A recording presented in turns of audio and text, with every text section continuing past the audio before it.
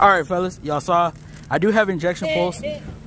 We did crank it and we saw spark, right? Now compression test. Check this out. Zero compression. Zero compression. Look at that, guys. Okay, we're gonna swap it over to cylinder 1, and we're gonna check compression on cylinder 1. Either way, guys, this thing needs an engine. There's no way around it. So I will be recommending an engine as a repair for this damn P0302. And let's see what we get right here. Go for it. As y'all see right there.